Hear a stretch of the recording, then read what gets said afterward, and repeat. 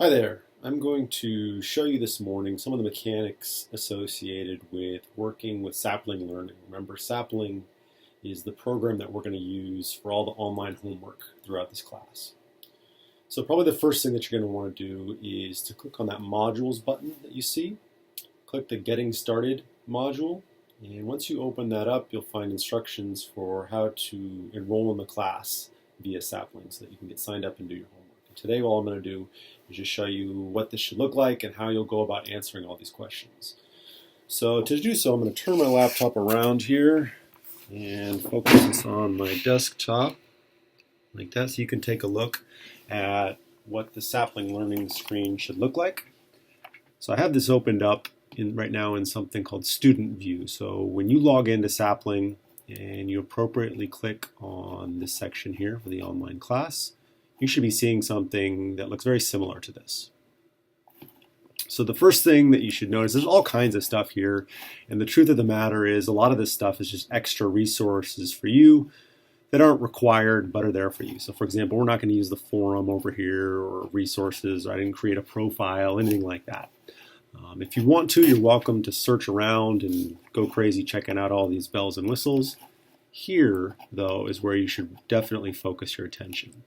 So I'm going to go ahead and click on this. It's activities and due dates. Let's open that up. And once we do, you're going to have various homework assignments for the term listed here.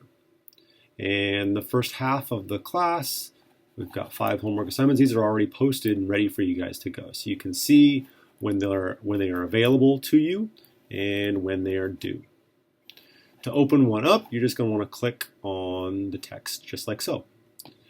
Before I do that, also take note up above here, Sapling gives you some tools that are sort of tutorials, show you how to work with the software. You're welcome to click on those, but you don't have to. So let's open up the second one here, Chapter 2, Thinking Like an Economist.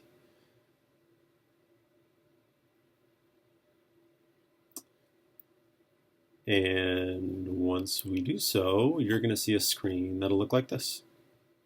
So all of the questions that you have to answer are going to be presented in this window right here in the middle. Over here on the left side of my screen, these are the various questions that you have to answer. So you can scroll down to see that for this second homework assignment, you have 16 questions to answer. Not so bad, right?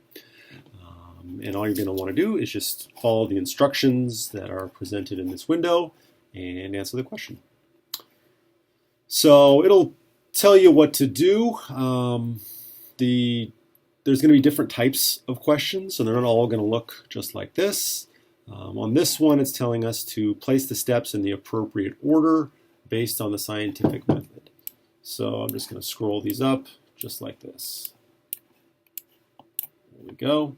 Once we've done all of that and we think we're ready to go, we can hit check answer. So this check answer button is the one that you want for actually submitting your answers. Before I do that though, let me show you down here, there's a little button for a hint. You can click on that as well, and this is going to give you some information about the problem that might steer you in the right direction. So click on the hint if you want. It's not going to take off points or anything like that. And to close it down, just click it again. All right, once we have this the way that we like, right, so these are all in order, how we want them to be, right, you're just going to hit check answer.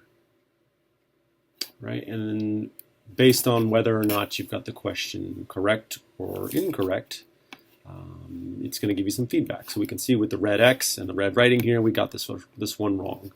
It's going to try to tell us what we did wrong so that we can then get the correct answer on our next step. So let's try again. All right, so now maybe let's put this one up at the top and then see what happens. We've still have something wrong here, right? So you just want to keep going through this until you get the answer correct. Hopefully you guys get them correct straight away on the first shot. If you can't find your way to the right answer, you can click this button over here, give up and view solution. Let's try that. And then it'll tell us the proper answer. Okay. So one way or another, either by getting it correct through trying again or by giving up, that's how you'll finish a question. Once you're done, it's useful to click over here on this explanation button. Right? So if we pop that open and pull this up, It's going to tell you exactly why the right answer is correct and why some of the incorrect answers would be incorrect. So there you go. That's one type of question. Let me click on number 10 down here. That's another type that you might look at. Here's one where we have a graph to work with. Okay, so we have a production possibilities curve. They're going to ask us to shift the production possibilities curve. And so we'll do so just by clicking on it. We can move it this way, we can move it this way. Right? You can just play around with this for moving with these graphs. A couple of principles you want to keep in mind. You can click on these endpoints. Those are useful. Or click on the line itself, and then you can drag it around. So there's those types. There's graphing questions. There are, let me click on 16 here. Some of these will be multiple choice, right? You just pick the answer you like, and so on.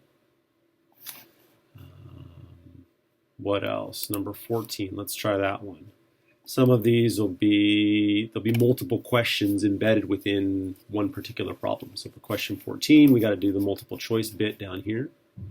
And we also have to pick from a couple of these answers here, right? And so when you find these, just click the arrows, and then you can pick the right answer there.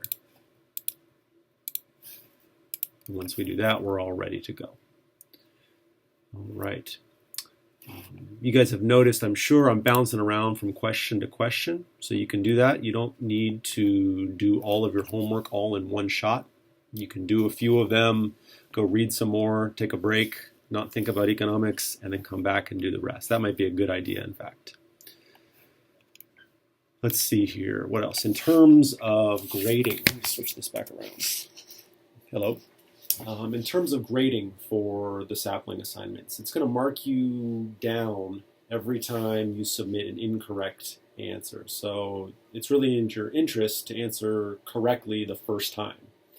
It marks you down 5% on each question every time you put in a wrong answer. So for example, if you put a wrong answer in once and then get it correct on the second try, for that question you'd be scored 95%.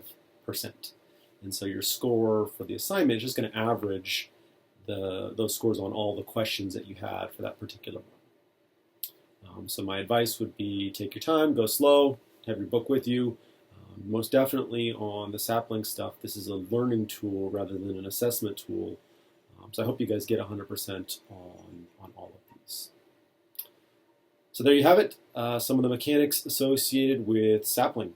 See ya.